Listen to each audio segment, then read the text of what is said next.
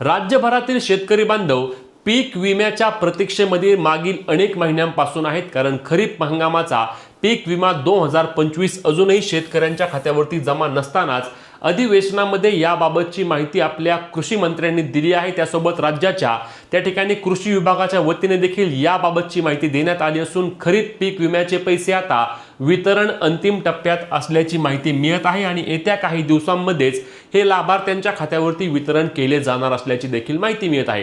आता यामध्ये नक्की कोणत्या शेतकऱ्यांना खरीप पीक विमा अंतर्गत पैसे जमा होणार आहेत, त्यासोबत हे वितरण प्रक्रिया कधीपासून सुरू होणार आहे, सर्व सविस्तर माहिती आपण आजच्या व्हिडिओमध्ये जाणून घेणार आहोत। कारण लक्षात घ्या की मागील अनेक महिन्यांपासून शेतकरी बांधव वारंवार याबाबतची चौकशी करत आहेत की आमचे पीक विम्याचे काय झाले, आमचा पीक विमा कधी जमा होणार। खरं पाहायला गेलं तर खरीप हंगामामध्ये ज्या पद्धतीने शेतकऱ्यांच्या पिकांचे नुकसान झाले होते, त्यानंतर पीक विम्याचे वितरण हे लवकरात लवकर होणे अपेक्षित होतं, परंतु ते अजिबात झालं नाही। त्यासाठी शेतकऱ्यांना गेले अनेक महिन्यांपासून वाट पाहावी लागत आहे आणि याबाबतचीच माहिती आपण जाणून घेण्याचा प्रयत्न करूया। तर शेतकरी मित्रांनो, याबाबत सर्वात महत्त्वाची माहिती म्हणजे लक्षात घ्या, जानेवारी महिन्यामध्येच या संदर्भातील वितरण होणार असे बोललं जात होतं। म्हणजेच की साधारणपणे डिसेंबर महिन्याच्या आसपास सांगितलं गेलं की जानेवारी महिन्यामध्ये शेतकऱ्यांच्या खात्यावरती पीक विम्याचे पैसे जमा होतील, परंतु जानेवारी महिन्यामध्ये कोणत्याही प्रकारचे वितरण झाले नाही, शेतकऱ्यांच्या खात्यावरती एक रुपया देखील आला नाही।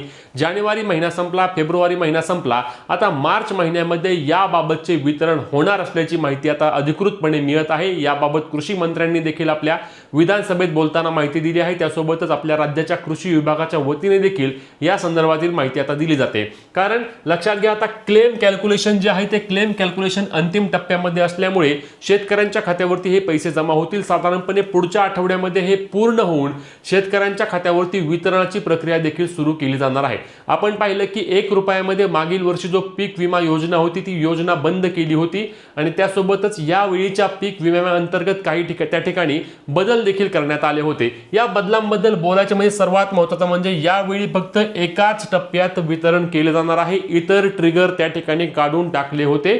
म्हणजे फक्त पीक कापणी प्रयोग एवढ्याच प्रयोगामध्ये त्या ठिकाणी वितरण केले जाणार आहे। कारण आपण पाहिलं होतं की लागवडीचा विषय आलाच नव्हता, कारण मोठ्या प्रमाणावर पाऊस झाल्यामुळे त्या ठिकाणी शेतकऱ्यांचं अतोनात नुकसान त्यावेळी झालं होतं आणि त्यामुळे यावेळी कोणत्याही प्रकारचे ट्रिगर ठेवण्यात आले नव्हते। एकाच टप्प्यामध्ये त्या ठिकाणी शेतकऱ्यांना वितरण केले जाणार आहे।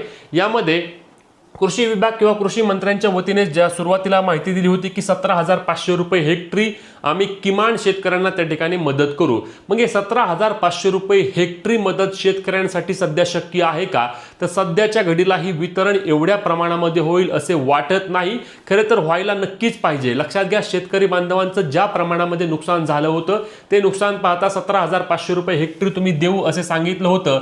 मग हे 17,500 रुपये हेक्टरी किमान शेतकऱ्यांच्या खात्यावरती जमा करणे आवश्यक असणार आहे। सध्या शेतकऱ्यांना याची गरज देखील असणार आहे। शेतकरी सध्या मोठ्या प्रमाणावर संकटामध्ये आहे आणि या संकट काळामध्ये पीक विमा कंपन्यांना सरकारने त्या ठिकाणी व्यवस्थित पद्धतीने सांगून 17,500 रुपये हेक्टरी जे सांगण्यात आलं होतं त्या पद्धतीने शेतकऱ्यांना वितरण व्हावे। अन्यथा हे वितरण जर कमी झाले तर नक्कीच शेतकरी पुन्हा एकदा नाराज होणार आहे आणि नक्कीच शेतकऱ्यांवर पुन्हा एकदा अन्याय होणार आहे, जो नेहमीच होत आलाय। लक्षात घ्या, विविध माध्यमांतून सध्या शेतकऱ्यांवर अन्याय सुरू आहे, तो अन्याय शेतकऱ्यांवर या पद्धतीने करूनही शेतकऱ्यांना त्या ठिकाणी 17,500 रुपये जे हेक्टरी ठरलं होतं त्या पद्धतीने तुम्ही वितरण करा, काही अडचण नाही। आणि जे शेतकरी आहेत त्या शेतकऱ्यांना योग्य पद्धतीने तुम्ही पात्र ठेवणं गरजेचं असणार आहे। दुसरी महत्त्वाची बाब म्हणजे यावेळी अतिवृष्टीमुळे राज्यातील जवळपास 95,000 हेक्टर पर्यंत क्षेत्राचे किंवा शेतीचे नुकसान झाले आहे, पिकाचे नुकसान झाल्याची माहिती ही सरकारच्या कृषी विभागाने दिली होती। म्हणजे एवढ्या मोठ्या प्रमाणावर नुकसान शेतकरी बांधवांचं होत असेल तर त्या ठिकाणी शेतकऱ्यांना वितरण देखील त्याच प्रमाणामध्ये त्याच पटीमध्ये होणे गरजेचं असणार आहे। म्हणूनच आम्ही सांगितलं की जे किमान सांगण्यात आलं होतं 17,500 रुपये हेक्टरी त्या पद्धतीने तरी वितरण व्हावे।